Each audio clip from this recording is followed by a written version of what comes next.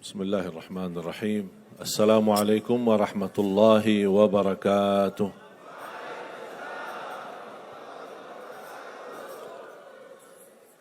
الحمد لله رب العالمين. أشهد أن لا إله إلا الله وأشهد أن محمدا عبده ورسوله. اللهم صل وسلم وبارك على سيدنا محمد وعلى آله وصحبه ومن تبعهم بإحسان إلى يوم الدين. اللهم علمنا ما ينفعنا وانفعنا بما علمتنا وزدنا علما وتقى.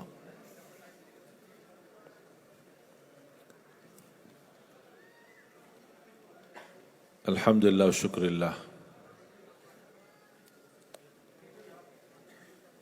Saya bahagia sekali di siang hari ini bertemu dengan masyarakat Indonesia di Korea Selatan, khususnya di Canggu, yang insya-Allah mudah-mudahan semuanya dimuliakan dan diberkahi Allah Subhanahu wa taala.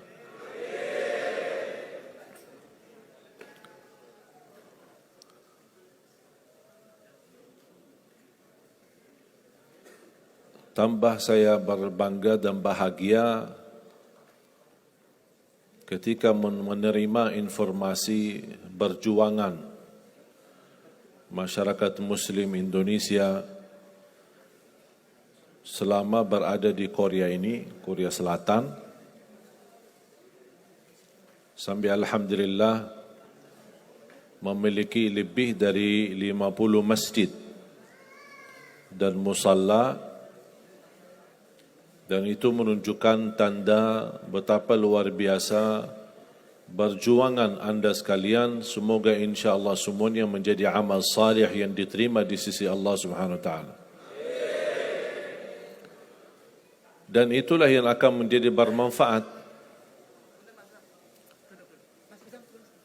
Kita besok meninggal dunia, tidak ada yang akan terbawa. Bukan hasil kerja kita,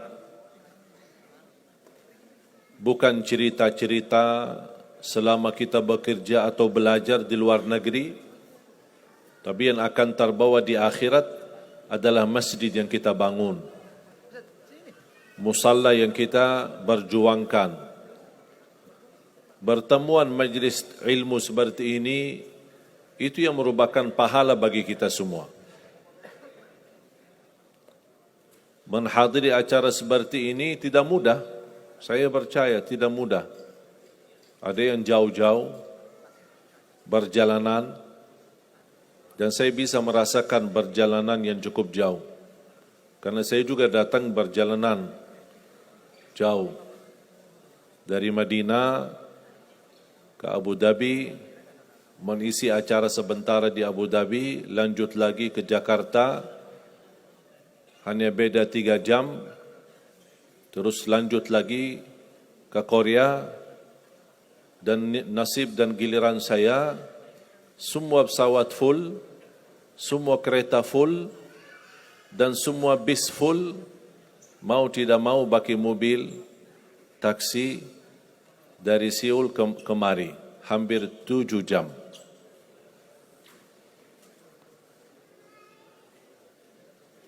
Cukup luar biasa, perjalanan melelahkan. Tapi yang membuat saya semangat ketika sudah tiba di sini dan bertemu dengan teman-teman di sini, KMII yang luar biasa, yang membuat saya semangat. Terlupa rasa capek dalam perjalanan, apalagi sampai diurut tadi malam. Jadi luar biasa. Mudah-mudahan antum bisa istiqomah.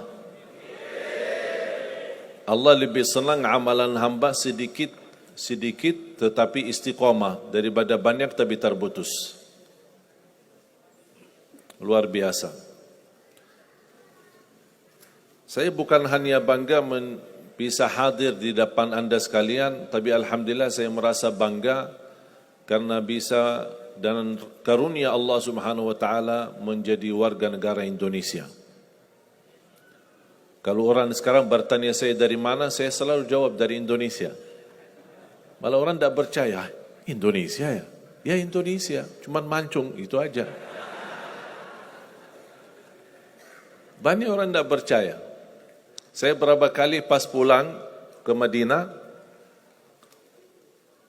terakhir kami berangkat, alhamdulillah bawa jamaah hampir 700, termasuk dari masyarakat Hong Kong yang ada di Hong Kong, juga di Taiwan, ada juga beberapa daerah di Jakarta, di Indonesia. Begitu sampai di sana, saya ikut antri bersama jamaah kami. Dilihat oleh petugas imigrasi di bandara. Ngapain kamu di sana? Nah, sana, enak. Saudi, sana, Saudi. Pas begitu saya pindah ke sana, di jalur Saudi, pas sampai ke petugasnya, melihat paspor saya, ngapain kamu di sini? Ya, saya disuruh ke sana kemari. Bingung jadinya. Padahal sebenarnya sistemnya satu. Komputer di sini sama di sana satu. Karena komputer tidak membedakan siapa warga negara Indonesia, siapa warga negara Arab. Cumalah begitu aturan-aturan yang memecahkan kita. Jadi alhamdulillah saya bisa banyak belajar selama berada di Indonesia.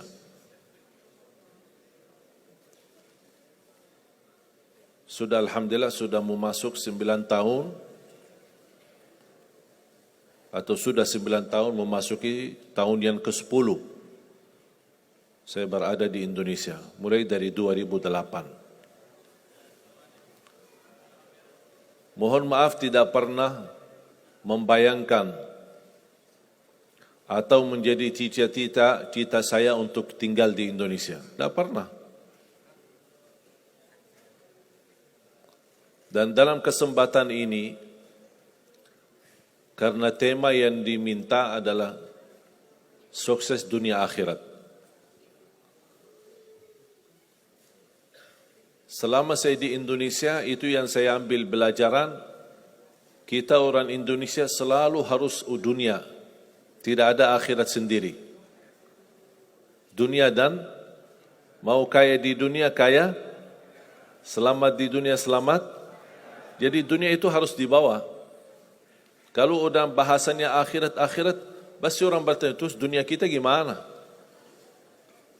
Makanya begitu saya membaca sukses dunia akhirat, oh ini Indonesia ini.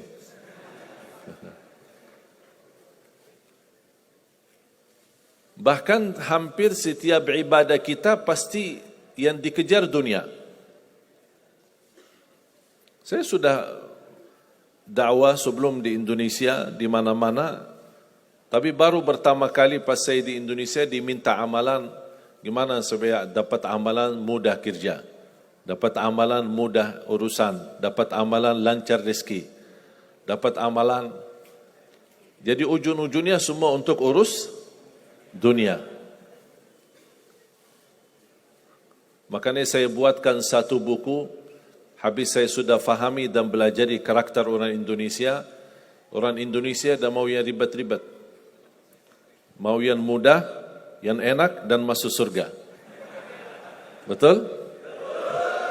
Makanya saya buatkan satu buku 20 amalan mudah tapi pahalanya sangat menakjubkan.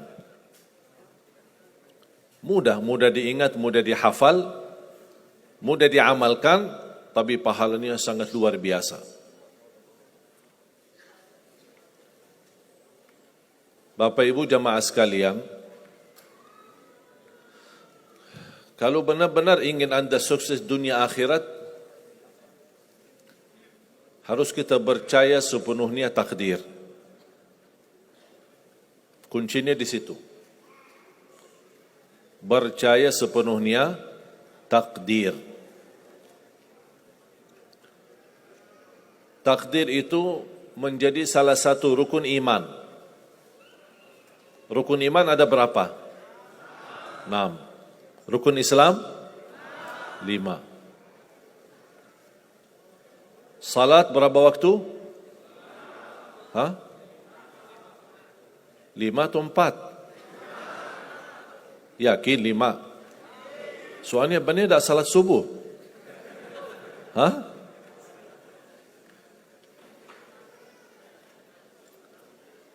Takdir itu menjadi salah satu rukun iman. Tapi banyak di antara kita yang belum percaya sepenuhnya soal takdir. Dan kita sifat manusia, mohon maaf, suka tidak adil. Contoh, kalau Allah berikan karunia, nikmat, pertama kita lupa bersyukur. Yang kedua, kita tidak pernah berkata sama Allah, ya Allah, kenapa aku dapat nikmat ini? Tapi sebaliknya, kalau kita diuji oleh Allah, kita kurang sabar dan kita bertanya sama Allah, ya Allah, kenapa saya diuji? Faham enggak? Kalau kita dapat nikmat, ada enggak orang-orang yang lulus misal ujian, dia berkata, ya Allah, kenapa saya lulus ujian? Tak pernah. Tapi kalau dia tidak lulus, dia bilang apa? Ya Allah, kenapa saya tidak lulus? Ketika ditimpa musibah, dia selalu merasa nyesal atau merasa sakit hati, tersinggung. Berkata sama Allah, kenapa saya diuji? Padahal saya orang baik. Saya jaga salat, saya berusaha mendekat sama Allah. Tapi saya merasa bertambah berat ujiannya. Tapi sebaliknya, ketika diberikan nikmat, dia tidak pernah menyebutkan, ya Allah, kenapa saya mendapatkan nikmat ini? Kayaknya si fulan lebih fantas mendapatkan nikmat. Itu tanda manusia tidak adil. Tidak bersikap adil. Makanya subhanallah, semakin anda mantap imannya terhadap takdir, semakin hidupmu jadi nikmat. Saya kasih contoh.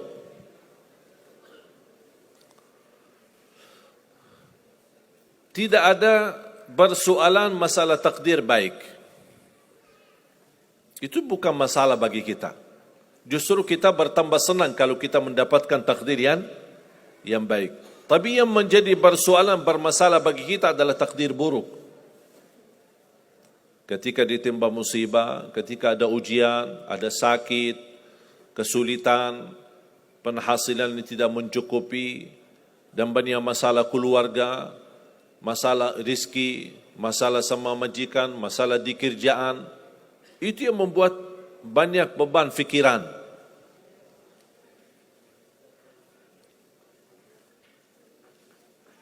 Tapi kita harus tahu, sebenarnya walaupun takdir itu ada baik, ada buruk, kenyataannya buruk, nampaknya buruk, tapi hakikahnya baik. Hakikahnya baik. Tapi kapan kita bisa tahu takdir yang buruk ini bisa menjadi baik bagi kita? Belum tentu sesaat terjadi ujian itu. Bisa jadi belakangan, bahkan bisa menjadi sekian lama baru kita tahu dan sadar. Ternyata takdir itu baik bagi kita.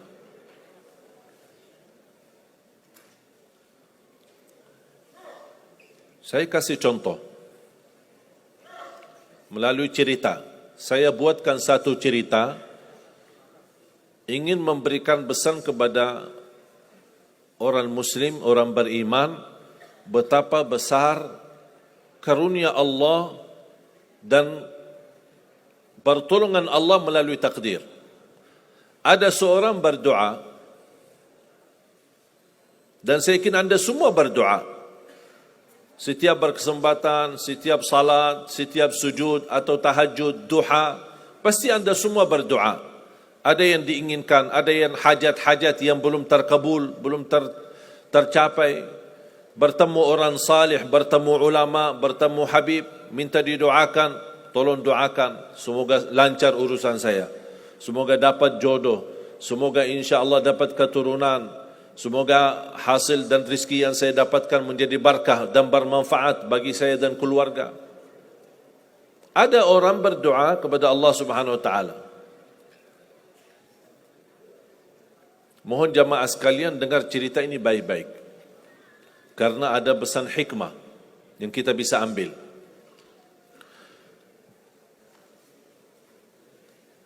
Orang ini berdoa tapi tidak melebihi selain doa meminta jodoh yang salihah, yang cantik, yang kaya. Itu aja doanya, tak ada yang lain. Setiap salat, ya Allah, jodoh yang salihah, yang cantik, yang kaya. Tahajud, ya Allah, jodoh yang salihah, yang cantik, yang kaya. Doa pas buka puasa, itu aja doa, tak ada yang lain. Tak minta ampun, tidak minta rahmat, tidak minta karunia, tidak minta keselamatan. Butuh banget ini jodohnya. Dapat rezeki sedikit, dapat kemudahan berangkat haji. Selama dia berhaji, selama dia tawaf 7 kali, itu aja doanya. Ya Allah, jodoh yang salihah, yang cantik, yang kaya. Safa Marwah sa'i, ya Allah, jodoh yang salihah, yang cantik, yang kaya. Tak ada yang lain.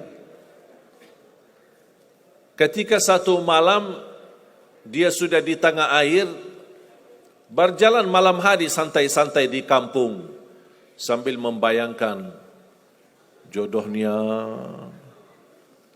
menghayal bagaimana cantiknya. Pas di dalam perjalanan dikejar anjing. Dia lari. Dan justru anjing semakin lari semakin dikejar. Makanya kalau ketemu anjing jangan lari. Akhirnya anjing berhasil gigit kakinya, berdarah.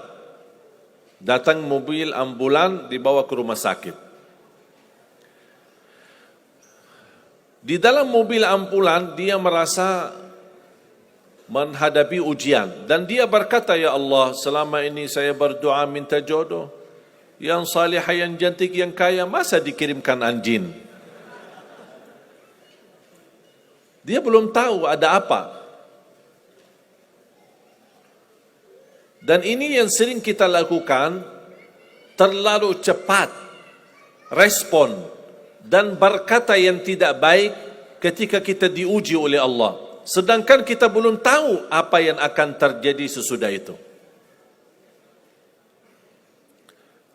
Ambulan dibawa ke rumah sakit dan subhanallah dirawat di rumah sakit seorang dokter yang cantik, yang salihah, yang kaya, jadi jodohnya.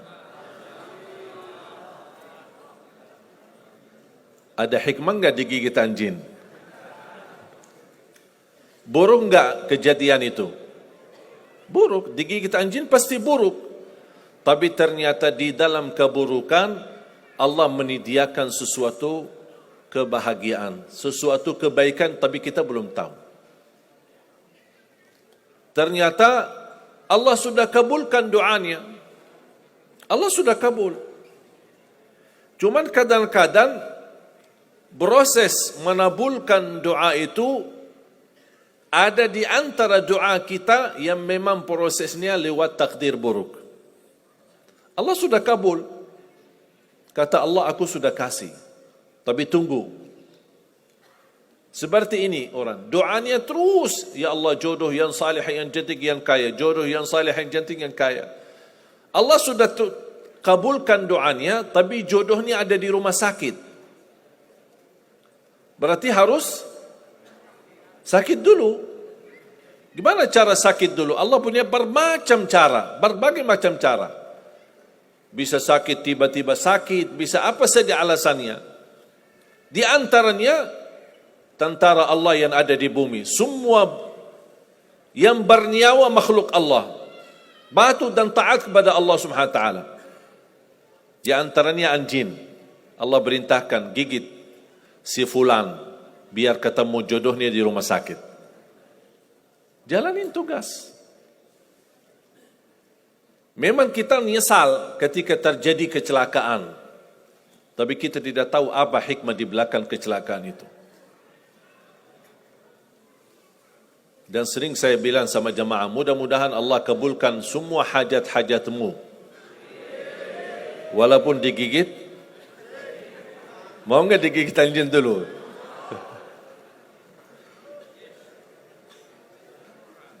Sebenarnya kalau kita tahu rahasia takdir, apapun yang akan terjadi, kita tidak ada kekhawatiran.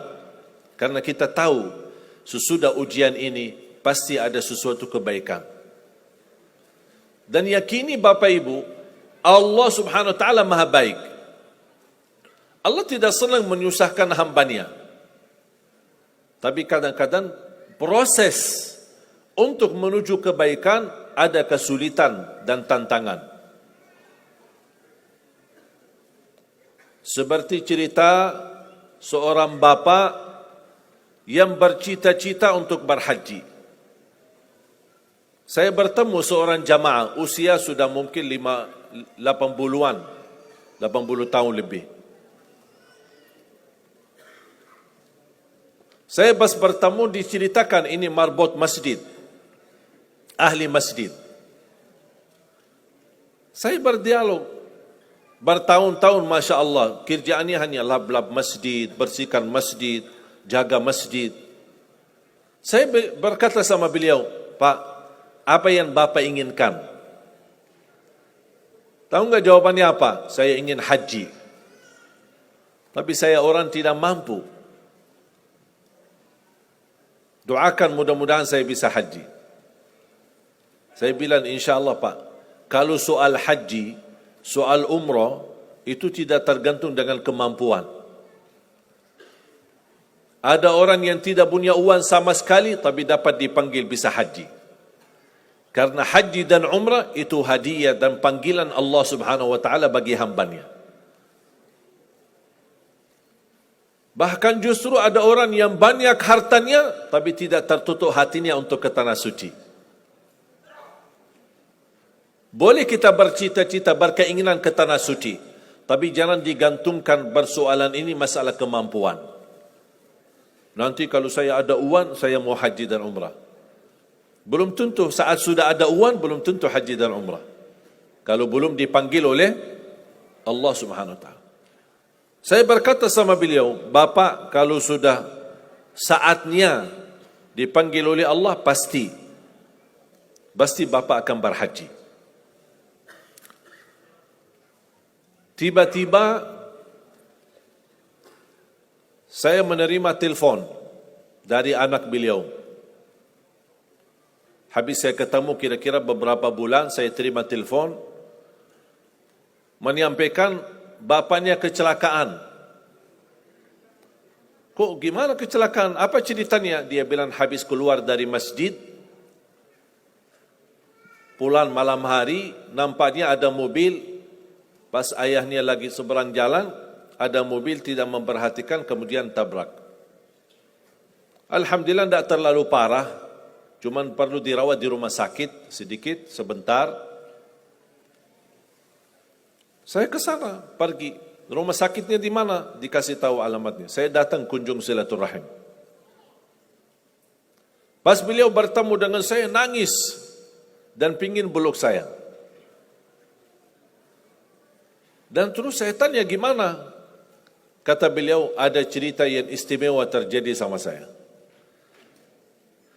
Ternyata orang yang menabrak beliau, orang yang kaya.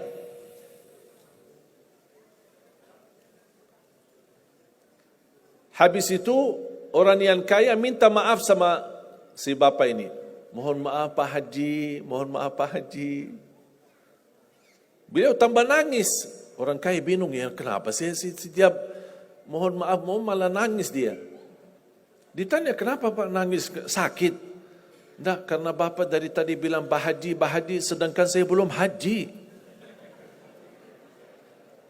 Tertutup hati orang yang kaya, yang dia sediakan biaya haji dan bisa berangkat. Dan kata beliau, betul apa yang disampaikan ketika pertama kali bertemu. Kalau sudah saatnya dipanggil oleh Allah, pasti bisa ke tanah suci.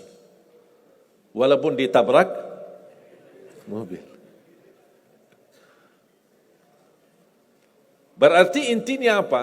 Apa yang saya ingin sampaikan, jangan ada yang merasa menolong atau merasa sakit hati atau merasa tersinggung ketika menghadapi ujian. Merasa belum terkabul keinginannya, Allah sudah kabulkan. InsyaAllah tidak ada di antara kita yang ditolak doanya. Cuman kita mohon maaf kadang-kadang buru-buru, ingin selalu semuanya cepat. Kadang-kadang kalau terlalu cepat apa yang kita inginkan kita dapat, itu bahaya juga. Dan Allah ingatkan, kalau manusia, Allah tidak sulit menjadikan manusia semuanya kaya. Kalau sekarang saya bertanya, mau enggak semuanya jadi orang kaya? Pasti mau, siapa yang tidak mau? Coba bayangkan, kira-kira sulitlah bagi Allah menjadikan semua manusia di bumi kaya raya? Sulit tidak? Tapi pertanyaan saya, kira-kira berjalan hidup kita enggak kalau kita semuanya kaya? Bisa berjalan lancar? Masa enggak? Semuanya kaya raya. Gimana kehidupan kita sehari-hari? Berjalan lancar tidak? Kenapa tidak? Saking banyak kekayaannya. Kalau semuanya kaya, memang sulit menjalani kehidupan. Contoh, cari supir, siapa yang mau supirin kita? Sama-sama kaya. Datang minta tolong sama teman, boleh enggak ini cariin supir? Aku aja lagi cari supir, dah dapat. Mau punya perusahaan sendiri, butuh tenaga kerja kan? Semuanya orang kaya. Buat apa kalau mereka semua kaya, masing-masing punya pabrik, tapi tidak ada yang bekerja? Sulit enggak jalan hidup? Sulit. Sama sebaliknya, kalau semuanya di bumi miskin, susah. Kira-kira gimana hidup kita? Ya susah juga. Tidak bisa lancar hidup di dunia. Setiap ada orang datang minta tolong, Pak, apalagi saya Pak? Saya aja susah. Tapi makanya ada hikmah, Allah menjadikan ada yang kaya, ada yang miskin. Yang kaya menutupi kebutuhan yang miskin, miskin juga menutupi kebutuhan yang kaya, saling mengisi. Supaya apa? Supaya dunia ini berjalan, hidup kita berjalan. Tapi coba bayangkan, kalau semua orang kaya tidak mau membantu orang miskin, dan semua orang miskin sombong, tidak mau melayani orang kaya, gimana kehidupan kita? Susah. Makanya jemaah sekalian, kunci anda sukses dunia akhirat, percayalah takdir. Dan semua takdir itu baik, tapi kita belum tahu rahasianya. Saya mau cerita sedikit. InsyaAllah saya sedang menuliskan buku Hidupku Bersama Takdir. Saya banyak bisa belajar dari perjalanan hidup saya bersama takdir. Saya ingat waktu saya di sekolah SD di Madinah, di Arab Saudi, kelas 1, kelas 2, sampai kelas 6. Saya ingat persis, hampir setiap hari kita diharuskan membayar 1 rial, sedekah untuk Palestina. Infak 1 rial untuk Palestina. Itu setiap hari. Jadi saya kalau pergi ke sekolah, dapat uang saku dari ayah 3 rial. 1 buat makan, 1 rial buat beli makan, 1 rial buat beli minum, 1 rial buat infak dan sedekah untuk Palestina. Selama 6 tahun kita belajar di SD. Membuat saya di masa itu berkeinginan bisa ke tanah suci Palestina, bisa silaturrahim dan ziarah Masjidul Aqsa. Tapi cuba bayangkan, selama sudah berjalan, selama saya di Madinah, belum terkabul cita-cita saya. 2008, saya dapat panggilan menjadi imam tarawih di Masjid Agung Sunda Kelapa di Jakarta. Saya datang, tugas saya jadi imam. Apalagi masyarakat luar biasa antusias ketika kedatangan tamu dari Madinah. Ramai masjidnya. Menjalani tugas selama 1 bulan Ramadan full. Imam tarawih dan imam tahajud. Di saat itu sering bertemu dengan wakil presiden. Waktu itu Bapak Yusuf Kalla. Dan keluarga besar. Ternyata sebagai orang asing, alhamdulillah dapat kemudahan, dapat fasilitas izin tinggal di Indonesia. Membuat saya kalau mau ke Indonesia tidak perlu visa lagi. Jadi bebas ke Madinah, mudik sebentar, balik lagi ke Indonesia. Lama-kelamaan betah di Indonesia. Apalagi gara-gara ibu-ibu di Indonesia.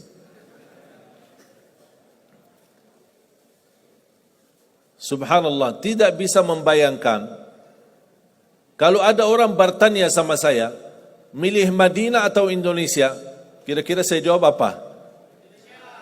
Madinah lah.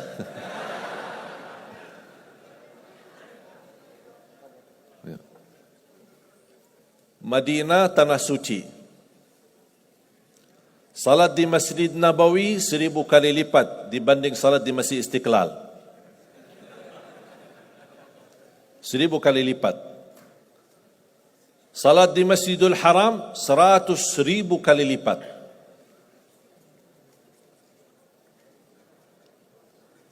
Di Madinah ada makam Nabi Muhammad sallallahu alaihi wasallam. Ada Masjid Quba. Kalau kita bicara barakah, ya Madinah lebih barakah. Aman, Madinah lebih aman. Suci, Madinah lebih suci. Banyak orang Indonesia berkata, oh aku bingung ya, kita aja mau ke Madinah, kok inti yang datang ke Indonesia. Tapi ternyata saya belum bisa tahu, kecuali baru beberapa bulan lalu, ternyata takdir itu benar-benar baik dari Allah Subhanahu Wa Taala. Tinggal di Indonesia 2008, 2009, 2010, saya masih ingat pertama kali belum bisa bahasa Indonesia. Bisa enggak terbayang? Dah bisa bahasa Indonesia. Mulai 2009 diajarin sama teman hafal 4 kata. Dah usah yang lain-lain, sudah pusing. Bahasa Indonesia mudah. Dan 4 kata ini sering dipakai oleh orang Indonesia. Apa kabar? Bagus. Mau kemana? Aku cinta kepadamu. Itu aja. Dah usah pusing-pusing. Bahasa Indonesia mudah. Dengan tulus hati saya setiap bertemu orang, itu aja yang saya sampaikan. Assalamualaikum, apa kabar? Bagus. Mau kemana? Aku cinta kepadamu. Orang bingung ini. Subhanallah, sedikit-sedikit belajar. 2010 pertama saya ikut mengisi bersama sahabat saya, teman baik saya, Ustaz Yusuf Mansur, di acara nikmatnya sedekah. Karena beliau memang dikenal Ustaz sedekah. Kalau beliau bicara sedekah, pasti semua isi dompet kita keluar, habis. Hebatnya itu kelebihan Ustaz Yusuf Mansur. Saya diajak sama beliau untuk mengisi pertama kali acara saya di TV TPI almarhum. Sudah tak ada lagi tepi ya. Sudah almarhum. Inna lillahi wa inna ilaihi raji'un. Jadi dari situlah sudah mulai didorong sama Ustaz harus berani bahasa Indonesia. Karena dulu ketika saya pertama dakwah yang bantu translate Ustaz Yusuf sendiri. Tapi beliau yang mendorong saya harus bisa bahasa Indonesia. Nanti insyaAllah anak damping antum. Mendampingi saya sambil sedikit walaupun kata-kata ibu-ibu dulu bahasanya bagus dan lucu. Karena masih banyak yang belum lancar. Sambil gitu sudah mulai sedikit lancar, malah ditinggal sama Ustaz Yusuf Mansur. Tinggal saya isi sendiri. Antum sudah sendiri-sendiri aja. Subhanallah, 2011 saya dapat dipanggil untuk menghadiri acara buka puasa bersama Bapak Presiden. Waktu itu Bapak SBY. Saya diundang untuk menghadiri acara. Saya duduk di satu meja sama dubes Saudi, ada dubes Yaman, ada dubes Palestina, Mesir. Tidak jauh dengan meja Bapak Presiden, Wakil Presiden, Ketua DPR, MPR, semua hadir. Subhanallah, tiba-tiba penceramah yang ditugaskan acara kultum sebelum maghrib. Biasakan di Indonesia ada budaya sebelum buka puasa kan ada kultum lah, dipanggil ustaz atau siapa. Penceramah tidak datang karena macet, maklum Jakarta macet ya. Ternyata Allah punya rencana. Didatangi protokol, Pak maaf penceramah kita tidak datang. Ditunjuk Mbak Syah yang isi. Saya kaget, apa yang mau saya isi? Depan presiden lagi. Akhirnya saya beranikan diri berbicara. Sedangkan protokol sudah menyampaikan, mohon Pak jangan lama ya, maksimal 10 menit. Ya biasa protokol. Ternyata mereka salah hitung waktu. Saya habis 10 menit, saya turun. Selesai tugas, duduk lagi di meja. Ternyata masih mau maghrib 40 menit lagi. Mereka salah hitung. Bingung apa mau isi lagi. Didatangin Ustaz, salah satu imam Masjid Istiqlal untuk baca salawat lah, Asmaul Husna. Baca Asmaul Husna, baca salawat, baca subhanallah, walhamdulillah, wa la ilaha illallah, Allahu Akbar. Sampai orang badan ngantuk. Habis waktunya. Tapi masih ada waktu belum maghrib. Saya didatangi lagi sama protokol. Bapak Presiden minta antum datang lagi. Naik isi kultum sebentar sebelum maghrib. Saya kaget. Kok ini satu acara tapi 2 kali saya isi.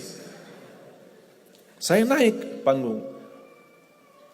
Saya masih ingat pertama ketika saya naik, karena tamu yang hadir ada kan juga dari negeri sahabat, negara Arab dan negara yang lain. Pas begitu saya mulai berbicara, biasa saya menawali Assalamualaikum warahmatullahi wabarakatuh, Bismillahirrahmanirrahim, Alhamdulillahirabbil alamin dalam bahasa Arab. Saya lihat Bapak Presiden kan ada alat terjemah di depan setiap tamu. Bapak Presiden mengambil alatnya. Begitu saya berkata amma ba'du, yang saya muliakan, yang saya cintai, ayah kami Bapak Presiden Republik Indonesia. Beliau kaget, langsung turunin alatnya lagi. Ini dengar langsung bahasa Indonesia. Karena dia melihat nampilan saya bukan orang Indonesia. Begitu alhamdulillah saya isi yang kedua kali, malah beliau panggil. Saya duduk. Dan saya cerita, nanti saya insyaAllah akan cerita salah satu cerita yang menyebabkan saya mendapatkan perhatian dari Bapak Presiden. Barangkali antum kalau antum cerita barangkali dapat perhatian. Nanti saya kasih tahu ceritanya. Mau kan ceritanya? Pasti mau. Luar biasa. Kelebihan Indonesia semua serba mau. Tak ada yang tak mau. Jadi saya duduk. di samping presiden buka puasa sambil berbicara ngobrol. Dan subhanallah saya mendapatkan kejutan yang luar biasa. Langsung beliau berkata, mau enggak warga negara Indonesia? Saya jujur saja kaget. Karena sebelumnya, sebelum kejadian ini, ada yang menawarkan membantu untuk proses warga negara Indonesia, tapi minta 150 juta. Tapi Allah kasih saya gratis. Dan presiden langsung yang menawarkan. Sambil bahasa beliau apa? Kami sudah memberi warga negara kepada pemain bola, sampai sekarang belum berjuara. Kalah mulu. Pas sudah sampai ke final, kalah lagi. Mudah-mudahan kami memberi warga negara, mudah-mudahan bisa bermanfaat untuk Indonesia. Saya ingat persis bahasa beliau. Bahkan setiap saya bertemu beliau di acara besar atau hari raya Idul Fitri, pasti beliau ketika melihat saya, alhamdulillah, terima kasih sudah menjadi warga negara Indonesia. Saya bilang, terima kasih Bapak yang memberikan warga negara Indonesia. Ternyata jemaah sekalian, saya mendapatkan tantangan yang berat. Warga negara Indonesia ada proses. Salah satu persyaratan buat surat pernyataan mundur diri dari warga negara Arab. Di situ tantangannya. Apakah saya milih warga negara Arab atau milih warga negara Indonesia? Habis saya musyawarah sama orang tua, guru-guru saya di Madinah, mereka semuanya mendorong bismillah. Yang penting bermanfaat, dimanapun berada bermanfaat. Saya beranikan diri membuat surat pernyataan mundur diri dari warga negara Arab menjadi warga negara Indonesia. Ternyata keputusan ini menjadi takdir, dan takdir itu baik. Berjalan dalam berdakwah di Indonesia, diberikan kemudahan bahasa. Coba mohon maaf bayangkan, kalau saya masih bahasa Arab, gimana? Minat nggak entah hadir? Malas. Dan arti bahasa Arab lagi, bagi translate lagi, lama lagi, dan nyambung lagi. Malas deh. Tapi alhamdulillah karunia dari Allah memberikan kemudahan bisa bahasa Indonesia. Berdakwah langsung dari hati ke hati. Ternyata menjadi warga negara Indonesia menjadi karunia dari Allah Subhanahu wa taala. Kenapa menjadi karunia? Karena 2017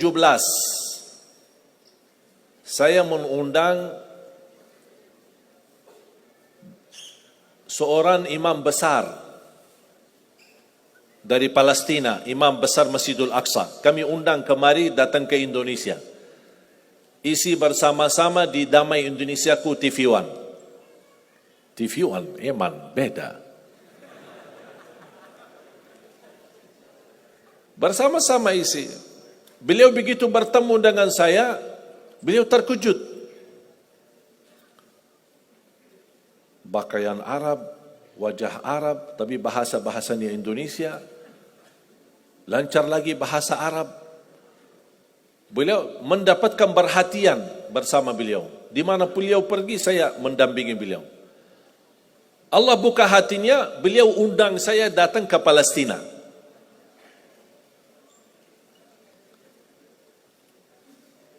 Ternyata istimewa warga negara Indonesia. Karena dengan warga negara Arab saya tidak bisa ke Palestina. Tapi dengan warga negara Indonesia, alhamdulillah bisa ke Palestina. Saya dipanggil, diundang, dijemput, saya hadir. Bahkan lebih daripada itu semua, ketika saya dibawa sama beliau salat maghrib di Masjidul Aqsa, dan tanpa diberitahu, tidak dikasih tahu sebelumnya, tidak diinformasikan. Pas muazzin sedang iqamat, qad qamatis salah, qad qamatis salah, beliau imam besar Masjidul Aqsa, dari belakang mendorong saya ke mihrab menjadi imam salat maghrib. Berarti kalau Anda mendengar cerita ada orang Indonesia jadi imam di Masjidul Aqsa, itu Ali Jaber. Karena setahu saya belum ada orang Indonesia yang jadi imam di sana. Dan ini semua karunia. Saya tidak pernah minta. Tapi ternyata saya ingat, dulu cita saya di SD, selama kita sumbangkan satu rial untuk Palestina, kapan saya bisa ke Palestina? Ternyata Allah sudah kabulkan, tapi prosesnya harus ke Indonesia dulu. Datang ke Indonesia, mundur diri dari warga negara Arab, terima warga negara Indonesia, baru Allah kabulkan doamu selama ini. Ternyata Allah kabulkan.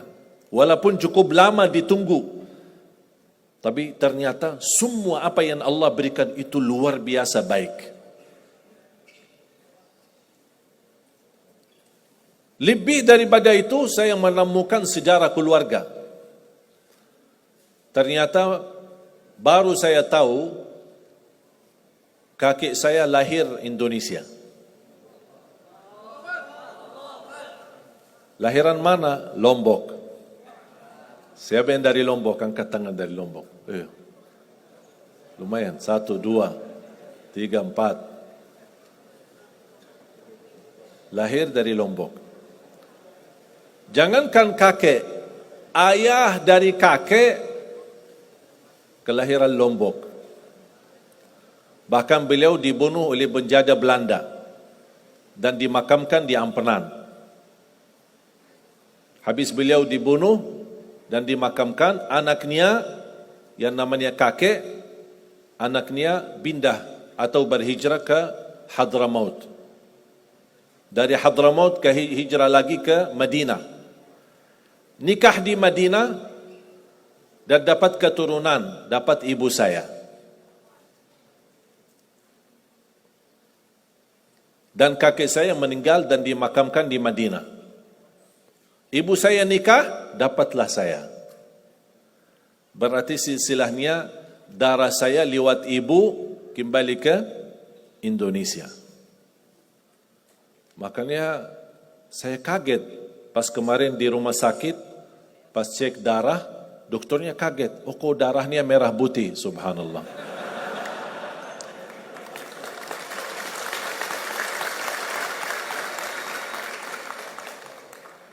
Makanya di mana ada undangan, apapun kesulitan, apapun hambatan, apapun halangan, khusus untuk masyarakat Indonesia di seluruh dunia, saya utamakan undangan itu. Makanya saya hadir. Biarpun padat, dalam kondisi meninggalkan keluarga, meninggalkan istri, sudah hampir mau 2 bulan. Karena padat di Jakarta, berangkat ke Madinah, tidak bawa kemarin anak saya baru lahir juga, baru sudah berapa bulan. Tapi subhanallah luar biasa. Mengapa saya mengutamakan termasuk masyarakat Indonesia yang di luar? Karena saya sudah bisa merasakan perjuangan antum sekalian. Apalagi di Korea. Hadir acara ini, selain tenaga perjalanan jauh, mengeluarkan biaya. Biaya untuk sewa gedung, beli tiket, untuk hadir majlis ilmu. Jangan ada yang merasa keberatan melakukan itu. Justru itu salah satu yang akan menuliskan nama Anda sebagai orang yang berjuang untuk agama Allah.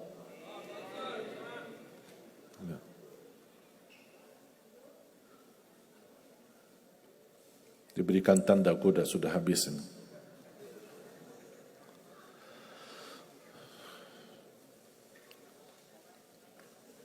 Ingat, insya Allah pahala antum di Korea ini jauh lebih besar dari pahala berjuang di Indonesia. Karena kita di Indonesia majlis taklim ya gratis. Adakan tabligh akbar, di mana-mana, jangankan di masjid. Masjid tak muat, bikin di jalan. Jalan tak muat, bikin di Monas. Alhamdulillah di Indonesia serba mudah. Diberikan kemudahan. Dapat pahala hadir majlis ilmu, dapat pahala kita mengikuti kegiatan. Tapi di sini antum jauh lebih besar pahalanya. Mengapa? Karena waktu. Bagi antum yang sedang libur, saya tahu waktu ini antum terbatas. Mungkin sepanjang anda bekerja, menunggu hari libur untuk istirahat, untuk menghiburkan diri, mau bersenang-senang. Ya namanya manusia pasti mau senang-senang, mau jalan-jalan kemana. Tapi subhanallah banyak yang masih memilih untuk menghadiri acara agama.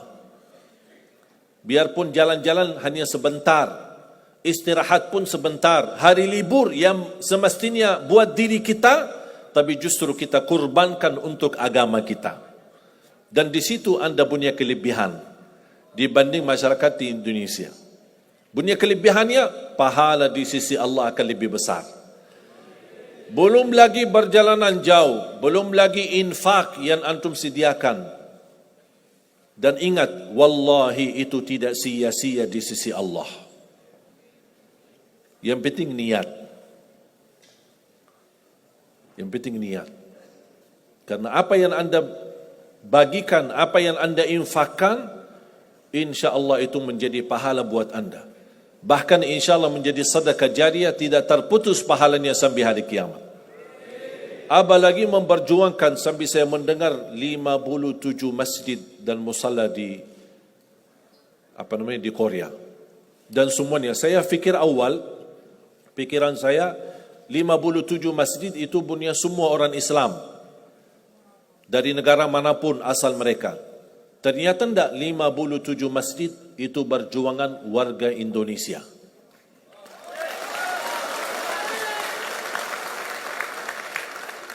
Mungkin antum merasa di saat memberi infak supaya bisa memiliki masjid. Kalau di Indonesia kan gampang, tinggal tanah punya kita bangun masjid sudah, tidak panjang lebar. Tapi di sini tidak. Proses beli gedungnya atau tahap awal kita sewa bisa bertahun-tahun kontrak. Terus ditargetkan menjadi milik kita. Habis menjadi milik kita belum lagi persoalan-persoalan yang lain, soal pajaknya, soal izinnya, soal prosesnya, macam-macam. Tapi Masya Allah antum sabar supaya bisa menghasilkan. Dan insya Allah 57 masjid ini, dan insya Allah saya doakan menjadi lebih besar lagi, lebih banyak lagi, yang insya Allah menjadi syiar dan perubahan di negeri ini menjadi insya Allah negara Islam. Dan saya sering menyampaikan pesan, semua anda berdakwah. Semua anda berdakwah. Walaupun tidak punya ilmu. Anda berdakwah. Dari apa? Dari sikap dan akhlakmu. Bawa nama harum Islam, nama baiknya Islam dengan cara yang baik. Akhlakmu, kejujuranmu, tertibmu, itu semuanya menjadi tanda kebaikan yang kita berikan kepada mereka. Tak usah panjang lebar menjelaskan kepada mereka apa itu Islam. Tapi anda terapkan Islam. Tadi disampaikan dengan sudah mendapatkan kepercayaan lantik amir baru. Salah satu yang disampaikan adalah mudah-mudahan dengan ada Dewan Syura baru, kemudian amir baru, mudah-mudahan bisa mengembangkan Islam di Korea. Tapi kalau saya boleh berkata, selain berkata kembangkan Islam di Korea, insyaAllah kembangkan orang Islam di Korea. Karena kita menjadi Islami akan berkembang otomatis agama Islam. Jangan yang kita fokuskan kembangkan Islam, tapi kita sendiri belum Islami. Wujudkan Islam di hatimu, akan Allah wujudkan Islam di muka bumi. Anda semua berdakwah, walaupun anda belum mendapatkan gelar ustaz atau gelar ulama, anda semuanya berdakwah. Berdakwah dengan akhlakmu dan sikapmu, supaya mereka tahu Kita orang Muslim dan saya bangga sebagai Muslim. Dan kita semua harus memperjuangkan nama baik Islam. Tidak usah dakwah, tapi kita melakukan Islam sehari-hari. Waktu salat, tunaikan salatnya. Ada banyak orang bertanya, dan ini sering menjadi pertanyaan di Korea, di Hong Kong, di Taiwan, di Thailand, di mana-mana masyarakat yang bekerja. Gimana posisi kalau seandainya saya mendapatkan majikan yang tidak mengizinkan saya salat? Apakah boleh enggak salat jamaah kasar? Kalau saya jawab dengan jelas dan tegas, pulang daripada bertahan sama majikan yang tidak mengizinkan salat. Apalagi di Korea, saya tahu negeri ini negeri teratur. Aturannya sangat jelas dan menghormati perjanjian. Kembali kepada diri kita sendiri. Anda tentukan perjanjian saya tidak mau macam-macam. Saya sebagai Muslim, saya minta dua hal. Salat sama makanan saya halal. Sudah selesai. Sebagaimana ada kewajiban yang kita harus sampaikan kepada mereka sebagai hak mereka, kita juga punya hak di sini. Dan alhamdulillah saya tahu persis di negeri ini sangat menghormati perjanjian. Kecuali ada orang yang ya tidak apa-apa, gampang. Yang penting gajinya lancar, Pak.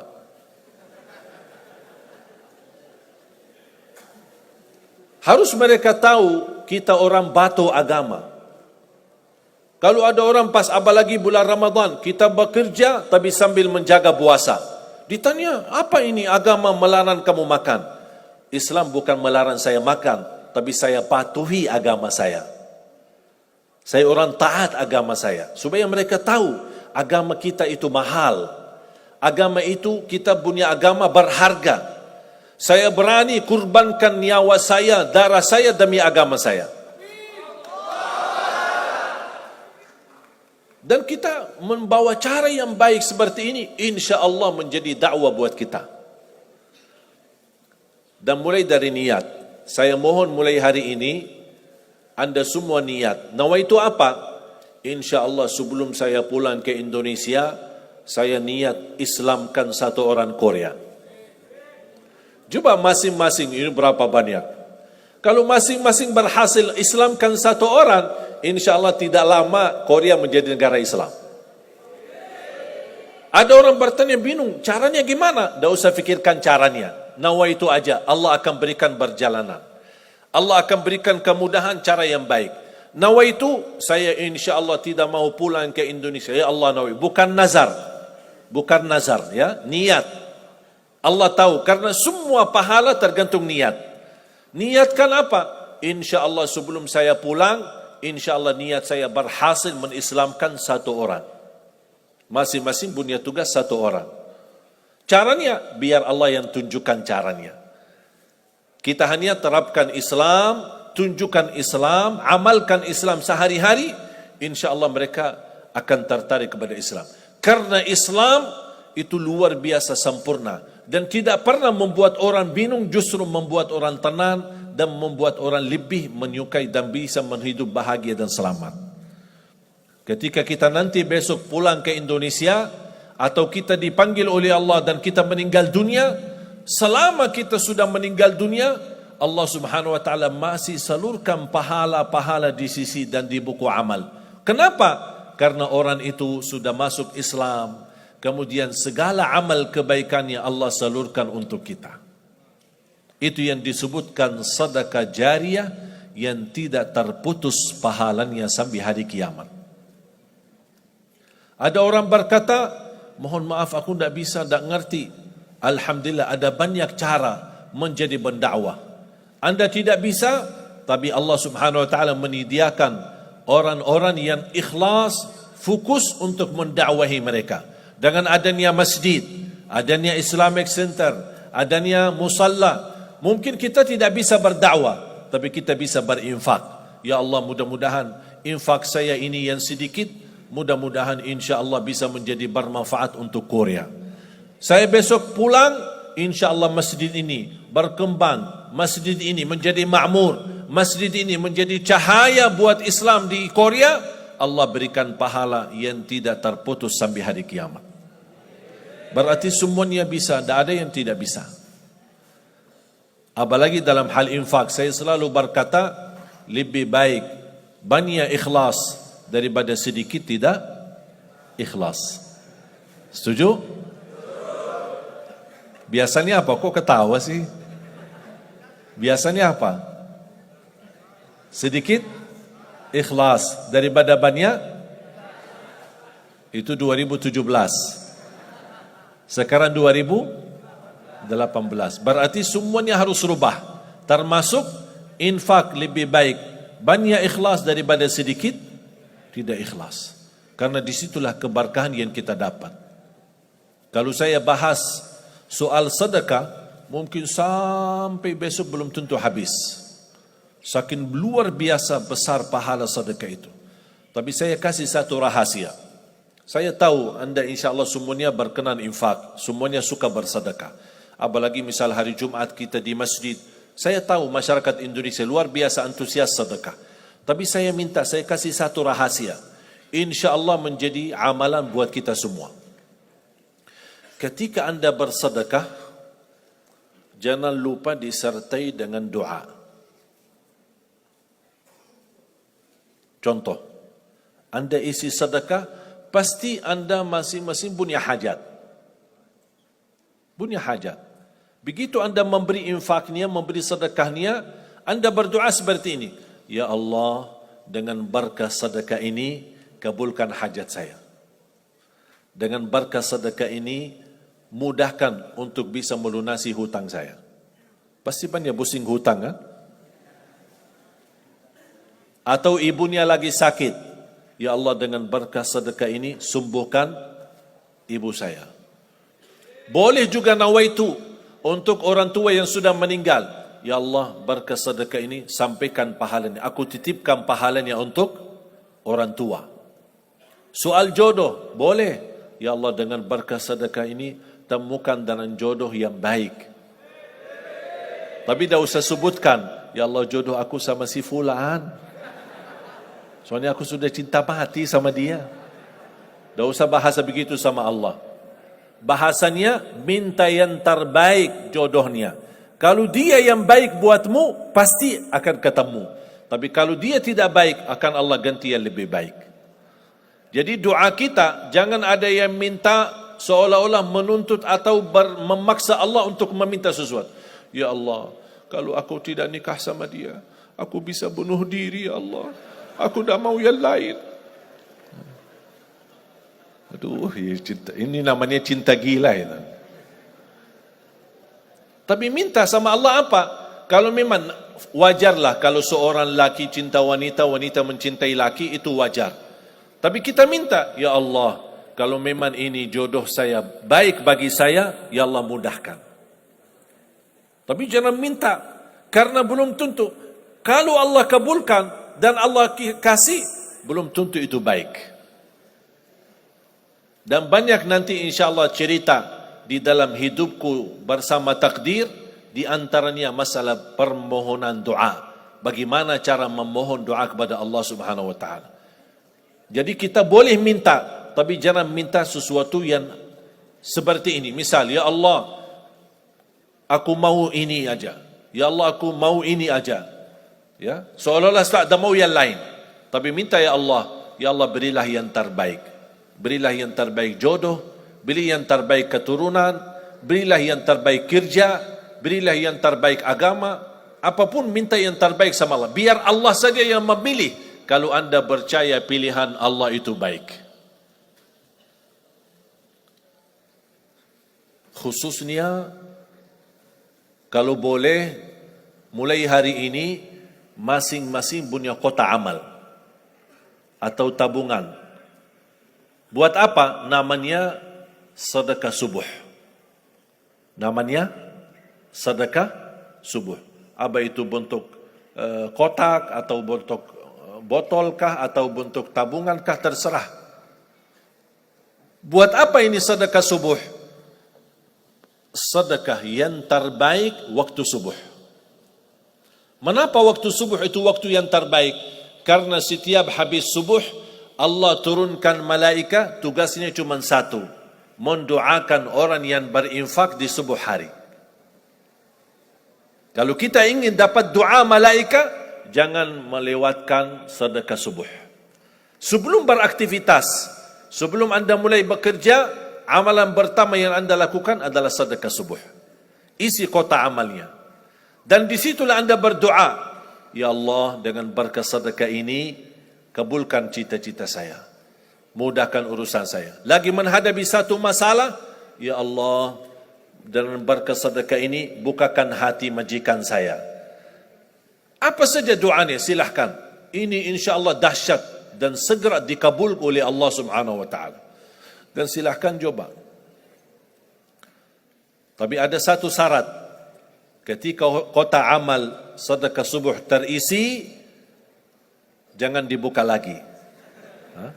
Boleh enggak? Kenapa? Takut nanti setan goda. Lumayan ini. Hasil 2 bulan saya isi kota ini. Nanti setan datang, ya udahlah Pak, nanti bulan depan aja. Ini pakai-pakai kan masih banyak cicilan, belum lunas. Jangan dibuka, udah. Dan kotaknya kita sedekahkan ke masjid. Insya Allah berkahnya luar biasa. Siap? Sedekah subuh istimewa. Dan setiap berkesempatan sedekah, jangan lupa berdoa. Dan ingat, surah Fatir, ayat 29, ayat 30. Tolong hafal. Kalau bisa nanti buka ayatnya di surah Fatir, surah 35, ayat 29, ayat 30. A'udzu billahi minasy syaithanir rajim. Bismillahirrahmanirrahim. Innal ladzina yatluna kitaballahi wa aqamus salata وأنفقوا مما رزقناهم سرا وعلانية يرجون تجارة لن تبور ليوفيهم أجورهم ويزيدهم من فضله إنه غفور شكور صدق الله العظيم. Ini 2 ayat ini memberikan berita gembira bagi orang yang menjaga salatnya, menjaga Qur'annya, dan menjaga sedekah. Sedekah terang-terangan maupun sedekah sembunyi. Insya Allah semua kebaikan-kebaikan, amal-amal salih kita diterima di sisi Allah Subhanahu Wa Taala. Jangan ada yang merasa kekurangan ketika berinfak. Tapi yakini, infak dan sedekah itu justru rizki kita. Dia akan membawa kita bahagia selama dunia akhirat. Dengan sedekah terjamin husnul khatimah. Dengan sedekah selamat dari kematian buruk. Dengan sedekah selamat dari su'ul khatimah. Dengan sedekah selamat dari kematian mendadak. Dengan sedekah disembuhkan penyakitnya. Dengan sedekah diampuni dosanya. Dengan sedekah Allah Subhanahu Wa Taala angkat darajat kita. Dengan sedekah Allah Subhanahu Wa Taala memadamkan kemurkaannya sebagaimana air mampu memadamkan api. Sedekah mampu memadamkan kemurkaan Allah Subhanahu Wa Taala. Sebagaimana api mampu memadamkan api. Air mampu memadamkan api. Dengan sedekah dinaikkan darajat kita. Dengan sedekah terkabul doa kita. Dengan sedekah menjaminkan kelebihan keberkahan. Semakin banyak infak dan sedekah kita, semakin banyak rezeki yang akan datang yang kita tidak duga. Wa yarzuquhu min haitsu la yahtasib. Akan datangkan rezeki yang tidak pernah kita bayangkan. Makanya jemaah sekalian, jadi orang yang mencintai sedekah, apalagi di bulan suci Ramadan. Rasulullah sallallahu alaihi wasallam kana ajwadan nas wa kana ajwada ma yakunu fi Ramadan. Rasulullah SAW adalah orang yang dikenal paling dermawan, tapi terlihat kedermawanannya di bulan suci Ramadan. Jauh lebih istimewa, jauh lebih besar kedermawanannya Rasulullah SAW. Makanya kita jadikan Ramadan ini kesempatan dan momen yang untuk bisa mengajarkan kita bersedekah dan menjadi orang yang dermawan untuk kebaikan umat, untuk kebaikan keluarga, dan selalu jangan lupa niat. Setiap anda bersedekah, niat hajatmu, keinginanmu, doamu untuk orang tuamu, untuk anakmu. InsyaAllah saya lahir dari orang tua awam. Bapak ibu, orang tua saya bukan ulama. Orang tua saya awam. Ayah saya seorang pedagang. Ibu saya sampai usia 40 tahun belum bisa baca Quran. Buta huruf. Bayangkan coba orang Arab tapi buta huruf.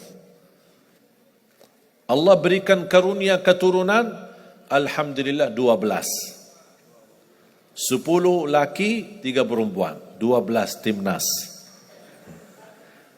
Dari 12 ini, alhamdulillah, 10 adik-adik saya penghafal Al-Quran, 30 juz, bukan juz 30. Saya kadang-kadang berfikir, ini salah satu karunia, tapi gimana ya kami bisa penghafal, kami bisa banyak anak yang alhamdulillah masing-masing sudah jadi imam, dan alhamdulillah saya tarik dari Madinah, 4 adik saya sudah di Jakarta, tinggal yang tersisa, insyaAllah semua kita tarik lagi ke Indonesia. Bahkan alhamdulillah saya jodohkan salah satu adik saya bernama Ahmad sama orang Cianjur. Yang insyaAllah tanggal 10 Mei, adik saya juga Anas, seorang penghafal Al-Quran. Anda bisa buka di YouTube, Anas Jaber, luar biasa merdu suaranya. Luar biasa suara bacaan Qurannya. Alhamdulillah kami jodohkan bersama orang Lombok. Tanggal 10 Mei, insyaAllah nikah. Masih ada lagi adik-adik saya. Kalau saya sudah. Kalau mau nambah lagi boleh nggak? Jadi subhanallah luar biasa. Mengapa saya sengaja menarik adik-adik saya? Karena saya ingin, jangankan adik saya penghafal Al-Quran, tapi insyaAllah semua masyarakat Islam di Indonesia penghafal Al-Quran. Makanya doakan, insyaAllah semoga dengan kehadiran adik-adik saya di Indonesia mudah-mudahan membawa berkah, mudah-mudahan menjadi bermanfaat. Kalau kita tidak bisa menghafal Al-Quran, insyaAllah anak bapa ibu, cucu bapa ibu, insyaAllah menjadi penghafal Al-Quran. Kalau kita dipanggil oleh Allah dan meninggal dunia, insyaAllah suara bacaan anak kita terus yang akan menjadi nikmat selama kita di dunia kubur, selama kita meninggal, dan insyaAllah dibangkit oleh Allah hari kiamat, insyaAllah bersama keluarga Al-Quran, bersama anak-anak kita menghafal Al-Quran, masuk surga Allah subhanahu wa ta'ala. Amin ya rabbal alamin. Dalam kesempatan ini, semua yang punya keinginan dan cita-cita, silahkan ucapkan niatmu di hati dan sampaikan. Ketika panitia dan teman-teman berjalan untuk menumbuhkan sedekah dan infak, mohon jangan lupa niat disertai dengan doa. Ketika panitia bergerak untuk memberi infaknya, menerima infak anda, nawaitu bismillah, ya Allah, dengan berkah sedekah ini, kalau ada yang merasa ada dirinya sakit, ya Allah sembuhkan penyakit saya. Orang tuanya sakit, ya Allah sembuhkan orang tua saya. Ya. Tapi mohon fokus kepada satu hajat. Ya, jangan infaknya cuma segitu, kemudian permintaannya panjang lebar. Pas kota amal lewat, ya Allah, ya Allah, sambil panitia bingung, ya Pak, lama kelamaan ini mau melepaskan sedekahnya, masih berdoa Pak, tunggu ya Pak. Seperti ada orang baru sedekahnya koin-koin aja, setiap hari isi kotak, teng, teng, tapi permintaannya sambil terbit matahari. Jadi kita, Allah maha mampu, Allah maha kaya, tapi kita merasa tidak sopan sama Allah. Permintaannya panjang lebar, yang disedekahin ujung-ujungnya teng, teng, koinnya aja yang keluar. Suara malaikat bingung, kok suara koin itu aja? Ya makanya berilah yang terbaik sedekahmu. Saya selalu berkata, nikmati berkesempatan saat bersedekah karena belum tentu bisa bersedekah lagi. Dan selalu berdoa, setiap bersedekah doa. Disitulah salah satu kunci terkabul doa kita, doa yang disertai dengan sedekah. Mudah-mudahan insya Allah kabulkan, Allah mudahkan, Allah jadikan dengan sedekah kita, infak kita, insya Allah menjadi amal salih yang tidak terputus pahalanya sampai hari kiamat. Dan insya Allah membawa keberkahan dalam kehidupan kita. Mengganti sedekah, dengan sedekah kita Allah mengganti rizki yang lebih berkah, rizki yang lebih banyak, diberikan sehat wal afiat, panjang umur, dan mudah-mudahan dengan sedekah kita di siang hari ini menjelang sore, mudah-mudahan menjadi amal salih yang diterima di sisi Allah Subhanahu wa taala. Amin ya rabbal alamin. Al-Fatihah.